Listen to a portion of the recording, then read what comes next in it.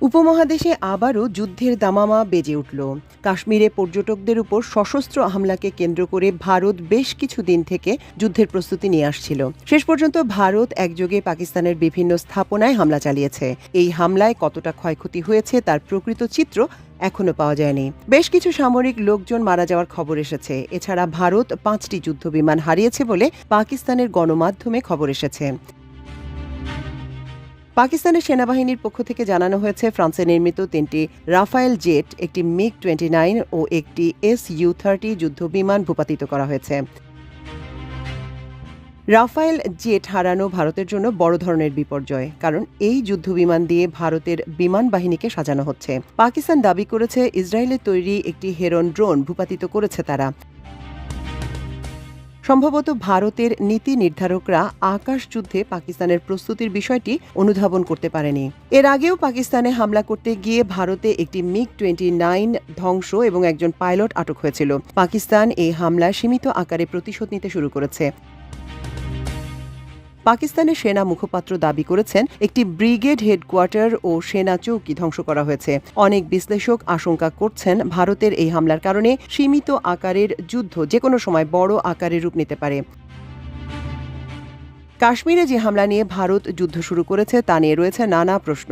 পাকিস্তান বারবার বলে আসছে এই হামলার সাথে দেশটি জড়িত নয়। তারা এই বিষয়ে আন্তর্জাতিক তদন্তের দাবি জানিয়ে আসছিল। কিন্তু ভারতের উগ্রপন্থী সরকার ও দেশটির জনগণের একাংশের মধ্যে অনেক দিন থেকে যুদ্ধ উন্মাদনা লক্ষ্য করা যাচ্ছে।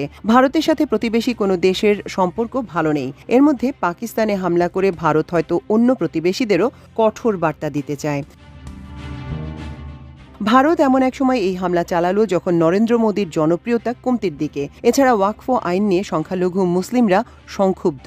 দেশের বিভিন্ন স্থানে মুসলমানদের সম্পদ দখল করা হচ্ছে, চলছে নিষ্ঠুর নিপীড়ন। যুদ্ধের মাধ্যমে ভারত তার অভ্যন্তরীণ সমস্যার দৃষ্টি ঘুরিয়ে দিতে পেরেছে। ভারতের গণমাধ্যমে চলছে যুদ্ধান্মোদনা। এটি দেশটির বড় ধরনের বিপর্যয়ের কারণ হতে পারে। পাকিস্তান যে ভারতের 5টি যুদ্ধবিমান ভূপাতিত করেছে সে খবর এখন পর্যন্ত ভারতের মিডিয়ায় প্রচার করা হচ্ছে না। পাকিস্তানের ভাওয়ালপুরে বেসামরিক স্থাপনার উপর হামলার ভিডিও শুধু দেখানো হচ্ছে ভারতীয় মিডিয়ায়, যার মধ্যে আছে একটি মসজিদ। অপরদিকে পাকিস্তান সহ আন্তর্জাতিক মিডিয়ায় ভারতের বিমানের ধ্বংসাবশেষ দেখানো হচ্ছে। এতে ভারতের জনগণের মধ্যে উন্মাদনা বাড়লেও তারা যে বড় ধরনের ক্ষতির মুখে পড়েছেন তার আলামত এখন স্পষ্ট। কিন্তু প্রোপাগান্ডামূলক খবরের মাধ্যমে ভারতের জনগণকে আরও বেশি যুদ্ধাংদেহী করা হচ্ছে। কিন্তু ভারতের মানুষ যুদ্ধের প্রকৃত চিত্র জানতে পারছে না। এছাড়া আন্তর্জাতিকভাবে ভারতের মিডিয়ার বিশ্বাসযোগ্যতা থাকছে না। বাস্তবতা হচ্ছে, ভারত সামরিক দিক দিয়ে যত শক্তিশালী হোক না কেন, দেশটির বিশাল জনগোষ্ঠী হতদরিদ্র। সাধারণ মানুষের জীবনমানের উন্নতির চেয়ে সামরিক খাতে দেশটি অব্যাহতভাবে ব্যয় বাড়িয়ে চলেছে, যার একটি লক্ষ্য প্রতিবেশী দেশগুলোকে পেশি শক্তি দেখানো। পাকিস্তানে হামলা এই মনোভাবের বহিঃপ্রকাশ। কিন্তু এই ধরনের যুদ্ধে লাভের চেয়ে ক্ষতি বেশি।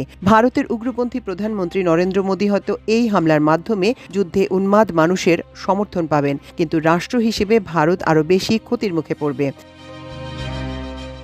ভারতের প্রতিপক্ষ পাকিস্তান সামরিক দিক দিয়ে একেবারেই দুর্বল কোনো দেশ নয়। ভারতের মতো পাকিস্তানের হাতে রয়েছে পারমাণবিক অস্ত্র। এখন ভারতের হামলার জবাবে পাকিস্তান প্রতিশোধ নিতে চাইলে তা পরমাণু যুদ্ধের রূপ নিতে পারে। ফলে এই যুদ্ধের প্রভাব প্রতিবেশী দেশগুলোতে পড়তে পারে।